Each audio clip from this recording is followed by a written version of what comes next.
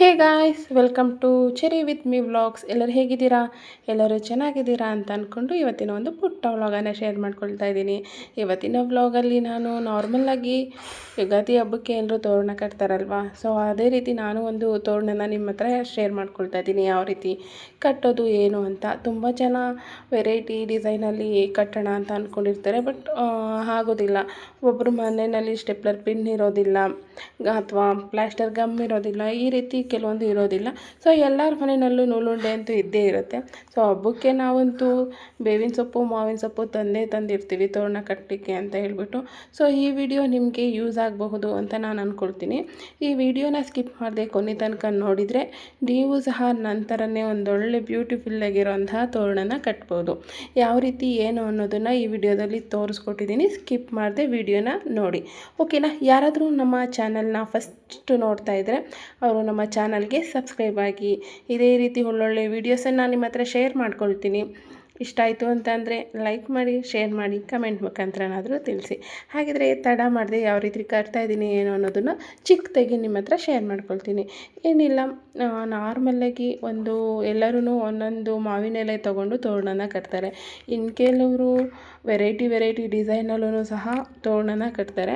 So ಅದೇ ರೀತಿ ನಾನು ಮೂರು ಎಲೆನ ಯೂಸ್ ಮಾಡಿಕೊಂಡು ಅದಕ್ಕೆ ಬೇಕಾಗಿರುವಂತಹ ನೂಲುಂಡೆನೂ ಸಹ ಯೂಸ್ ಮಾಡಿಕೊಂಡು ಈ ರೀತಿ ಒಂದೊಳ್ಳೆ ಬ್ಯೂಟಿಫುಲ್ ಆಗಿರೋಂತಹ ತೋರಣನ ಕಟ್ಟಿದ್ದೀನಿ. ಮತ್ತು ಇದಕ್ಕೆ ಬೇಕಾಗಿರುವಂತಹದ್ದು ಹೂವು. ನಮ್ಗೆ ಇಷ್ಟವಾಗಿರುವಂತಹ ಹೂವು ಯಾವುದೇ ಆದರೂ ಸರಿ ನಾವು ಯೂಸ್ ಮಾಡ್ಕೊಬೋದು. ಬಟ್ ಮಾವಿನ ತೋರಣಕ್ಕೆ ಈ ಸೇವಂತಿಗೆ ಹೂವು ತುಂಬಾ ಚೆನ್ನಾಗಿ ಕಾಣಿಸುತ್ತೆ. ಸೊ ನೀವು ಸೇವಂತಿಗೆ ಹೂವು ಬದಲು ಗುಲಾಬಿ ಹೂವನ್ನಾದ್ರೂ ಯೂಸ್ ಮಾಡ್ಕೊಬೋದು. ಫಸ್ಟಿಗೆ ನಾನು ಮೊದಲು ಒಂದು 3 ಎಲೆನ ಹೂವು ಕಟ್ತೀವಲ್ಲ ಆ ದಾರದಲ್ಲಿ ಹೂವು ಯಾವ ರೀತಿ ಕಟ್ತೀವಿ ಅದೇ ರೀತಿ ಕಟ್ಕೊಂಡಿದ್ದೀನಿ. ತುಂಬ ಟೈಟಾಗಿ ಕಟ್ಕೊಂಡ್ರೆ ಈ ರೀತಿ ಮೂರು ಲೇಯರ್ ಸೈಡಿಗೆ ಹೋಗೋ ರೀತಿ ಕಾಣಿಸುತ್ತೆ. ಅದಾದಮೇಲೆ ಹೂವನ್ನು ಅಷ್ಟೇ ತುಂಬ ಟೈಟಾಗಿ ಹೂವನ್ನು ಕಟ್ಕೊಬೋದು. ಫಸ್ಟು ನೀವು ಹೂವನ್ನು ಕಟ್ಕೊಬೋದು ಅಥವಾ ತೋರಣ ಪೋಣಿಸ್ಕೊಂಡಾದ್ಮೇಲೆ ಆದ್ರೂ ಕಟ್ಕೊಬೋದು. ಫಸ್ಟು ನಾನೇನು ಮಾಡಿದ್ದೀನಿ, ಎಲ್ಲ ರೀತಿ ಎಲೆಗಳೇನಿತ್ತು ಅದನ್ನು 3 ಜೋಡಿಸ್ಕೊಂಡು ಫಸ್ಟ್ ಎಲೆನ ಕಟ್ಕೊಂಡು ಅದಾದಮೇಲೆ ಹೂವನ್ನು ಪೋಣಿಸಿದ್ದೀನಿ. ಹೂವನ್ನು ಪೋಣಿಸಾದ್ಮೇಲೆ ನಾನು ನಿಮಗೆ ತೋರಿಸ್ತಾ ಇದ್ದೀನಿ, ನೋಡ್ತಾ ಇರ್ಬೋದು ಯಾವ ರೀತಿ ಕಾಣಿಸ್ತಿದೆ ತೋರಣ ಅನ್ನೋದು. ಸೊ ನನಗಂತೂ ತುಂಬಾ ಇಷ್ಟ ಆಯಿತು. ಇದು ನೈಟ್ ಹೊತ್ತು ಮಾಡಿರೋಂಥ ವಿಡಿಯೋ ಆಗಿರೋದ್ರಿಂದ ಸ್ವಲ್ಪ ಕಲರ್ ನಿಮಗೆ ಡಿಮ್ಮಾಗಿ ಕಾಣ್ತಾ ಇರ್ಬೋದು. ಮಾರ್ನಿಂಗ್ ಅಂತೂ ತುಂಬ ಚೆನ್ನಾಗಿ ಕಾಣಿಸುತ್ತೆ. ಅದಾದಮೇಲೆ ಹೂವನ್ನು ಸಹ ಪೋಣಿಸ್ಕೊಂಡಾದ್ಮೇಲೆ ಇವಾಗ ತೋರಣನ ರೆಡಿ ಮಾಡ್ಕೊಳ್ತಾ ಇದ್ದೀನಿ. ತೋರಣ ಕಟ್ಟೋದಕ್ಕೋಸ್ಕರ ಏನು ಮಾಡಿದ್ದೀನಿ ಅಂದರೆ ಆ ಕಡೆ ಈ ಕಡೆ ಒಂದು ಚಿಕ್ಕದಾಗಿ ಹೋಲ್ ಟೈಪು ದಾರನ ಕಟ್ಕೊಂಡಿದ್ದೀನಿ. ಯಾಕೆಂದರೆ ಮೊಳೆ ಹೊಡೆದಿದ್ರೆ ಮೊಳೆಗಾದರೂ ನೇತಾಕ್ಬೋದು, ಅಥವಾ ಒಂದು ಹಂಚಿನ ಕಡ್ಡಿನ ಸಿಕ್ಸ್ಬಿಟ್ಟಾದರೂ ಹಾಕ್ಬೋದು, ಅಥವಾ ಪ್ಲಾಸ್ಟರ್ಗಾದ್ರೂ ಅಂಟಿಸ್ಬೋದು. ಅದಕ್ಕೋಸ್ಕರ ಚಿಕ್ಕದಾಗಿ ರೌಂಡ್ ಶೇಪಲ್ಲಿ ಸ್ವಲ್ಪ ದಾರನ ಕಟ್ಟಿಟ್ಕೊಂಡಿದ್ದೀನಿ.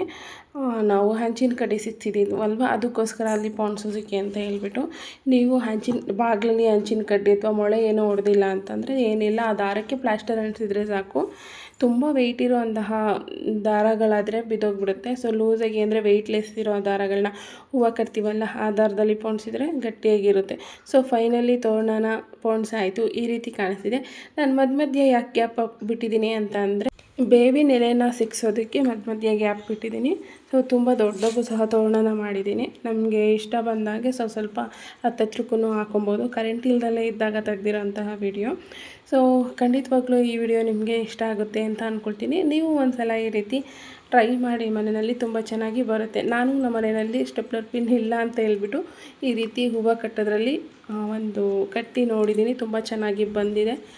ಸೊ ಈ ವಿಡಿಯೋನ ಇಲ್ಲಿಗೆ ಎಂಡ್ ಮಾಡ್ತಾಯಿದ್ದೀನಿ ಫ್ರೆಂಡ್ಸ್. ಈ ವಿಡಿಯೋ ನಿಮ್ಗೆ ಏನಾದರೂ ಇಷ್ಟ ಆಯಿತು ಅಂದರೆ ಪ್ಲೀಸ್ ಲೈಕ್ ಮಾಡಿ, ಶೇರ್ ಮಾಡಿ, ಕಮೆಂಟ್ ಮಾಡಿ, ನಮ್ಮ ಚಾನಲ್ಗೆ ಸಬ್ಸ್ಕ್ರೈಬ್ ಆಗಿ.